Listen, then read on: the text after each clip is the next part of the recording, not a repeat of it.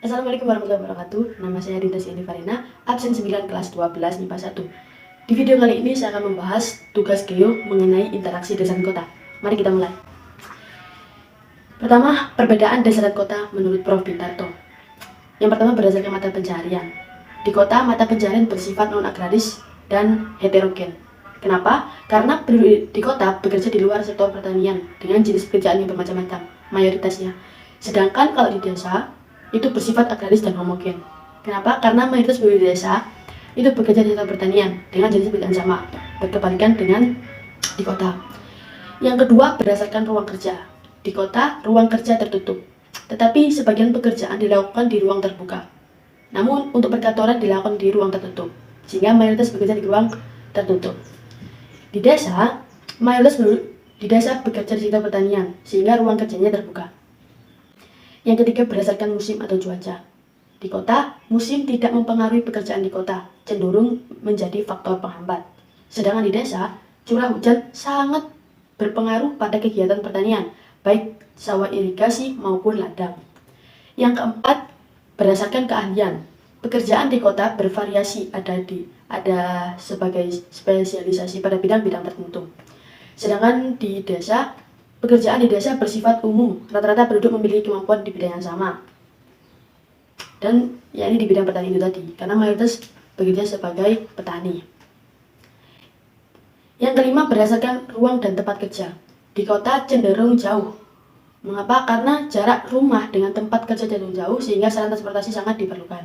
Sedangkan di desa cenderung dekat. Jarak rumah dengan tempat tinggal cenderung dekat, sehingga sarana transportasi tidak begitu diperlukan. Yang keenam, kepadatan penduduk. Di kota, kepadatan penduduknya sangat tinggi, karena jumlah penduduk besar dengan wilayah kota cenderung sempit. Sedangkan di desa, kepadatan penduduknya itu rendah. Jumlah penduduk kecil dengan wilayah desa cenderung luas, ditambah dengan sawah-sawah tadi. Selanjutnya, yang ketujuh, berdasarkan kontrol sosial. Di desa, itu berdasarkan peraturan atau hukum tertulis. Jadi, jika terjadi pelanggaran sosial atau sanksi sosial yang diberikan sesuai dengan hukum atau peraturan yang berlaku. Sedangkan di desa, kontrol sosialnya itu masih menganut adat atau tradisi setempat. Jadi, jika terjadi pelanggaran sosial, sanksi yang diberikan sesuai dengan adat istiadat yang berlaku. Selanjutnya, klasifikasi tingkat perkembangan desa yang terbagi menjadi 3 jenis. Apa saja? Yakni ada desa swadaya, swakarya, dan swasembada. Mari kita bahas ciri-ciri satu persatu dari ketiganya. Yang pertama ada desa swadaya. Desa ini merupakan desa tradisional dengan ciri-ciri lokasinya di pegunungan atau perbukitan yang terpencil. Kemudian penduduknya sangat terikat dengan adat istiadat. Hubungan antara individu masih sangat erat.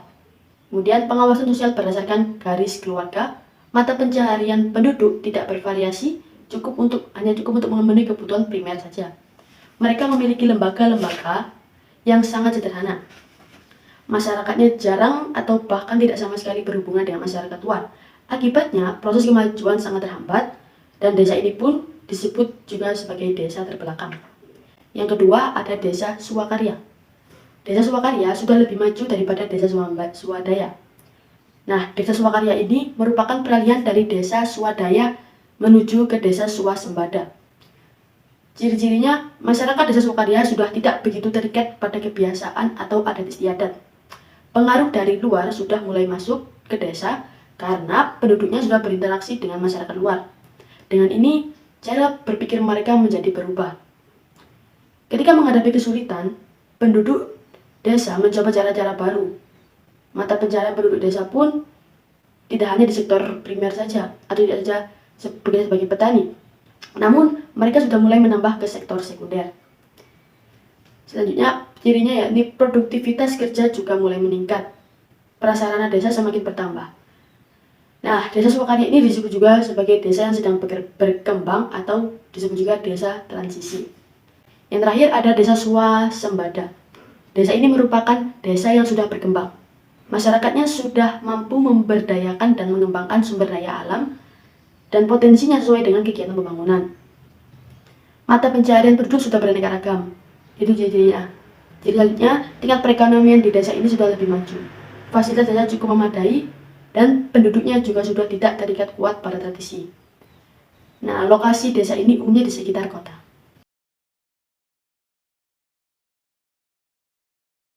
Nah, kemudian selanjutnya pola keuangan desa menurut Daljoli. Yang pertama ada pola linear. Pola ini memanjang mengikuti aliran sungai atau jalan raya. Yang kedua ada pola menyusul. Pola ini memanjang mengikuti arah garis pantai. Dan yang terakhir ada pola memusat atau konsentris. Biasanya di pegunungan dan wilayah dataran rendah. Kemudian ada pula pola keuangan desa menurut Prof. Witarto. Apa saja? Yang pertama atau yang A, yakni memanjang jalan. Susunan desanya mengikuti jalur-jalur jalan dan sungai. Contohnya terdapat di daerah Batul, Yogyakarta. Yang B, memanjang sungai. Susunan desanya mengikuti jalur-jalur jalan dan sungai. Contohnya terdapat di daerah Batul, Yogyakarta, sama dengan si A. Yang C, itu radial. Pola desa ini berbentuk radial terhadap gunung dan memanjang sepanjang garis sungai di lereng gunung. Yang D, tersebar. Pola desa di daerah Gunung Kidul Jakarta merupakan nukleus yang berdiri sendiri. Yang E, memanjang pantai. Dari namanya saja kita tahu bahwa di daerah ini pantai susunan desa nelayan berbentuk memanjang sepanjang pantai dengan sejajar jalan kereta api. Kemudian pola keruangan kota atau struktur kota. Ini teori-teorinya ya. Yang pertama ada teori konsentris. Menurut teori konsentris, pertumbuhan setiap kota terjadi melalui ekspansi radial dari pusat. Ekspansi ini membentuk serangkaian cincin konsentris. Yang B ada teori sektoral. Menurut teori sektoral, menggambarkan perluasan kota sebagai pertumbuhan, proses yang mendorong keluar dari pusat kota sepanjang jalur transportasi. Yang C ada teori inti ganda. Menurut teori ini, itu kota-kota cenderung tumbuh di sekitar beberapa pusat pertumbuhan. Dengan ini terbentuklah pola banyak nukleus atau kutub pertumbuhan. Teori ini juga dirumuskan sebagai modifikasi atau integrasi teori konsentris Burgess dan teori sektoral Hoyt. Yang D, teori konsektoral. Teori ini merupakan gabungan dari unsur-unsur teori konsentris dan teori sektor. Nah, yang terakhir ada bentuk-bentuk kota. Berdasarkan bentuknya, kota dibagi menjadi dua jenis, yakni ada kota kompak atau kota padat, dan ada kota tidak kompak atau tidak padat. Kita bahas mengenai kota padat dulu. Yang pertama ada kota bentuk persegi. Kebanyakan kota berbentuk persegi merupakan komunitas dataran yang berasal dari pusat perdagangan pedesaan. Kota berbentuk persegi mempunyai kesempatan perluasan kota ke segala arah yang relatif seimbang dan kendala fisik relatif yang tidak begitu berarti. Percepatan pertumbuhan areal kota terjadi pada sisi jalur transportasi. Yang kedua ada kota empat persegi panjang. Bentuk kota ini menggambarkan adanya perkembangan areal kota pada sisi yang berbeda. Perkembangan areal kota lebih besar pada sisi yang memanjang daripada sisi yang melebar. Nah, kenapa? Hal ini mungkin terjadi karena hambatan-hambatan fisik, seperti adanya perairan, lereng yang terjal dan turun, pasir di salah satu sisinya. Yang ketiga ada kota bentuk pita. Bentuk pita hampir sama dengan bentuk rectangular cities atau kota bentuk empat persegi panjang. Hanya saja, dimensi panjangnya jauh lebih besar daripada dimensi lebarnya. Mengapa hal tersebut bisa terjadi? Karena hal ini terjadi karena panjangnya jalur transportasi dan jalur lembah pegunungan memengaruhi perkembangan area perkotaan. Sementara itu, pada dimensi lebarnya ada hambatan untuk perluasan wilayah. Selanjutnya yang keempat ada kota bentuk bulat atau rounded city. Bentuk ini merupakan bentuk kota yang paling ideal. Mengapa? Karena kota dengan bentuk yang bulat memberikan kesempatan berkembang yang seimbang bagi seluruh wilayahnya. Perkembangan yang terjadi juga dapat mengarah ke segala arah. Kendala-kendala fisik yang signifikan tidak ditemukan pada sisi-sisi luar kota. Yang kelima, itu ada kota bentuk kipas, fan-shaped cities. Bentuk ini sebenarnya bentuk sebagian lingkaran. Bentuk ini menggambarkan kesempatan perkembangan ke arah luar lingkaran kota relatif seimbang. Ada juga jenis hambatan perkembangan kota berbentuk kipas. Yang keenam, itu ada kota bentuk gurita atau bintang, octopus atau star-shaped cities. Kota bentuk seperti ini, jalur transportasinya berperan sangat penting. Jalur transportasi yang tidak hanya satu, ada beberapa jalur yang mengarah keluar kota. Hal ini mungkin terjadi jika pada daerah hinterland dan daerah pinggirannya tidak memberikan hambatan fisik pada perkembangan kota. Yang ketujuh ada kota bentuknya tidak berpola atau unpatterned cities. Kota dengan bentuk yang tidak berpola dapat ditemukan di daerah dengan kondisi geografis khusus, di mana telah ada kendala pertumbuhan kota itu sendiri. Misalnya, kota Pulau Island City, yang mengikuti bentuk cekungan yang ada. Nah, itu tadi adalah kota padat. Sedangkan kota tidak padat, yang pertama ada kota bentuk terpecah. Bentuk terpecah berawal dari kota-kota dengan bentuk kompak. Seiring dengan berjalannya waktu, perluasan wilayah perkotaan terjadi. Pada saat ini, kota-kota itu tidak langsung menyatu dengan kota induk. Namun, kota-kota ini cenderung membentuk daerah kantong di daerah pertanian sekitarnya. Kenampakan perkotaan yang baru ini dikelilingi oleh area pertanian yang dihubungkan dengan kota induk serta daerah kantong yang lain dengan jalur transportasi yang memadai. Pada negara-negara berkembang, kota bentuk terpecah kebanyakan merupakan daerah pemukiman, baik pemukiman baru maupun pemukiman yang lama yang telah memiliki sifat kekotaan.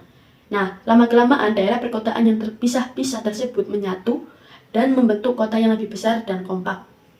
Yang kedua, itu ada kota bentuk berantai, giant cities. Kota bentuk berantai merupakan bagian dari bentuk pecah.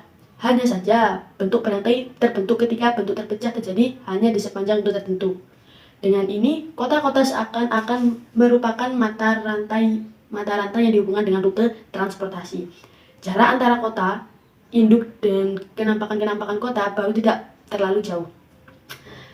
Beberapa bagian dari mereka membentuk kesatuan fungsional yang sama, terutama di bidang ekonomi.